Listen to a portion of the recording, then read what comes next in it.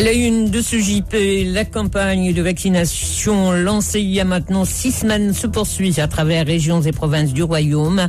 Actuellement, près de 4 millions de citoyens ont reçu une première dose du vaccin, dont près d'un demi-million ont été inoculés complètement par 2 fois. Cela fait 1 an, jour pour jour, que le Maroc a déclaré son premier cas d'infection au coronavirus. Quel bilan peut-on faire de la stratégie de notre pays pour lutter contre la pandémie? Élément de réponse dans ce journal d'un virologue.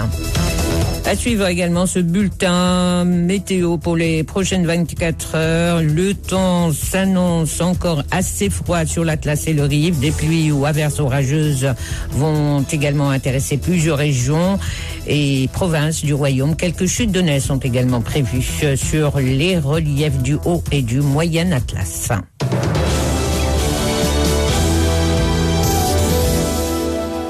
À toutes et à tous, bienvenue dans cette édition complète de la mi-journée. Retour dans cette édition sur ce tournant dans le processus électoral.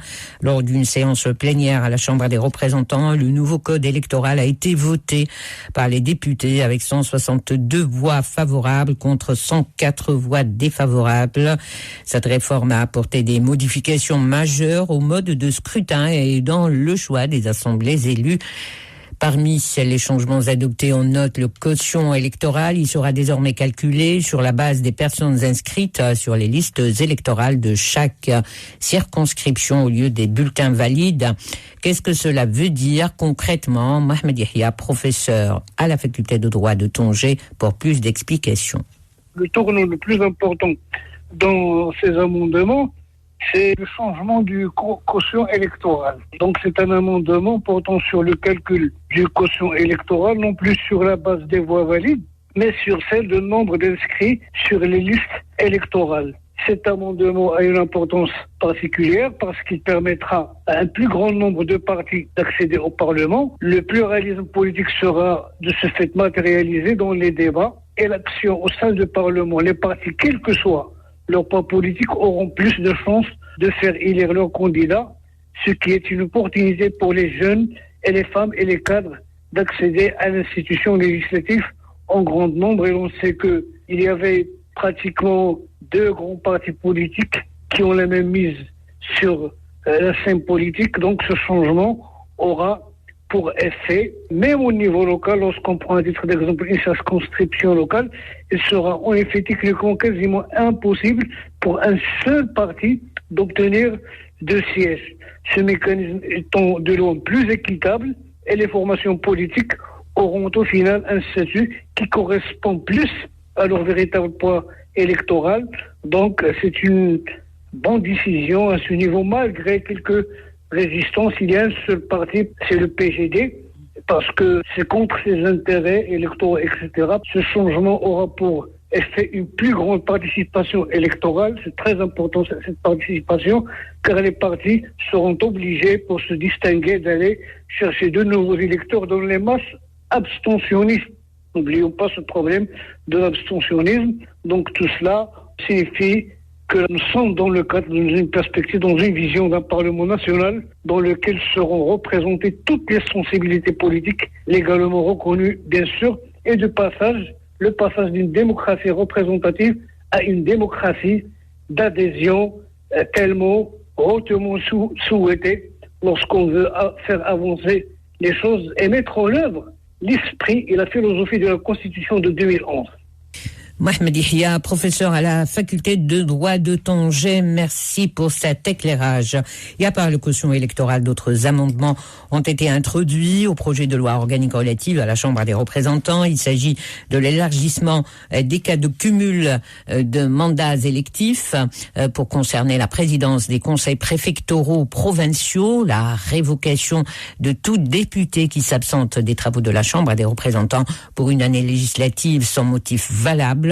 Et puis, toute personne qui a déjà été élue à la Chambre des représentants au titre de la circonscription nationale établie avant l'entrée en vigueur de cette loi organique ne sera désormais plus habilitée à se présenter aux élections législatives au titre des circonscriptions régionales créées en vertu toujours de cette même loi organique. La campagne de vaccination lancée il y a maintenant 6 semaines se poursuit à travers les régions et provinces du Royaume. Actuellement, près de 4 millions de citoyens ont reçu une première dose du vaccin, dont près d'un demi-million ont été inoculés complètement par 2 fois. Au total, donc, la tendance baissière se poursuit donc.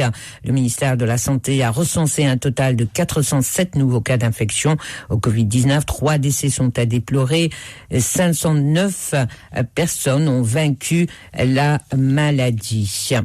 Donc, les jours, cela fait, un an, jour pour jour, que le Maroc a déclaré son premier cas d'infection au coronavirus.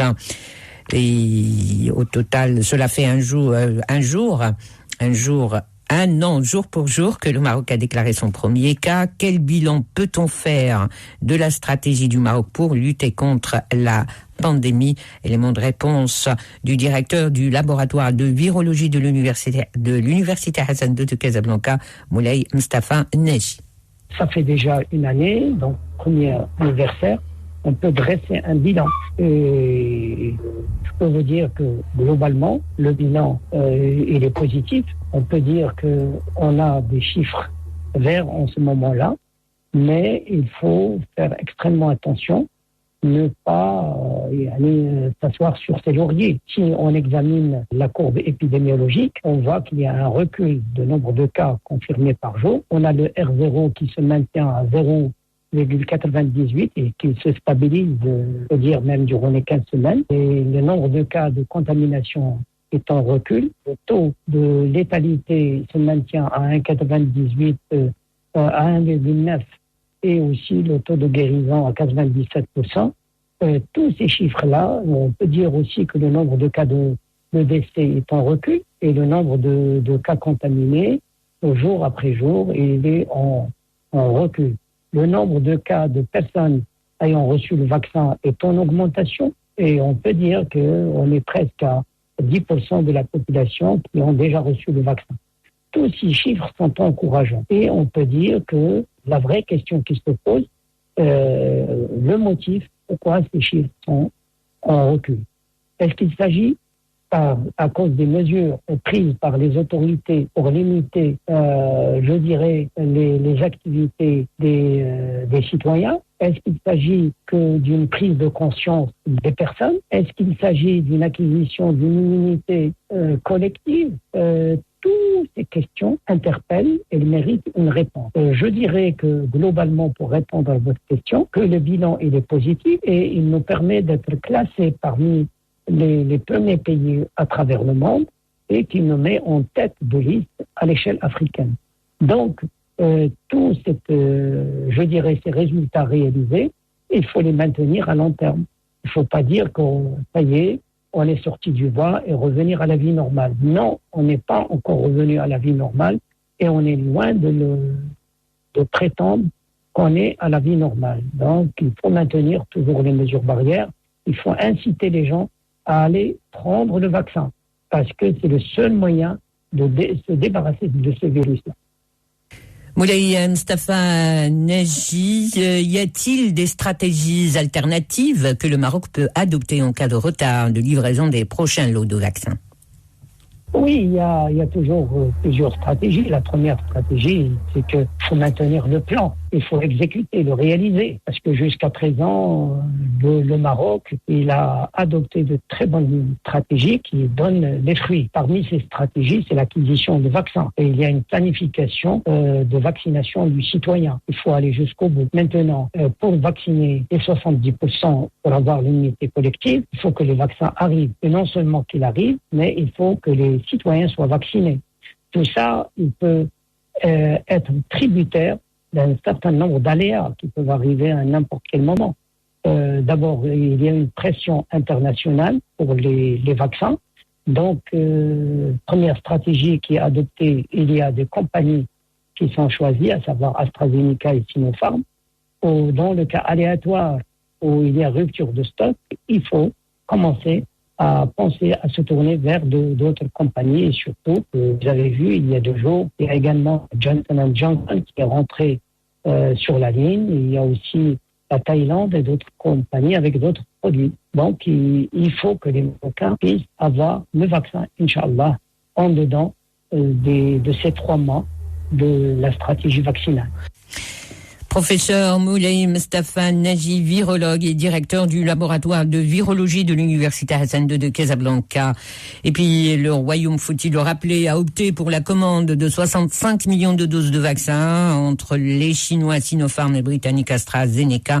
Ces vaccins nécessitent chacun 2 doses par personne, ce qui a permis donc de lancer il y a maintenant 6 semaines cette campagne de vaccination très réussie, aussi bien sur le plan organisationnel que du point de vue sanitaire, et dont la gratuité a été décrétée par Sa Majesté le roi Mohammed VI pour l'ensemble des résidents marocains, de quelle nationalité soit-il.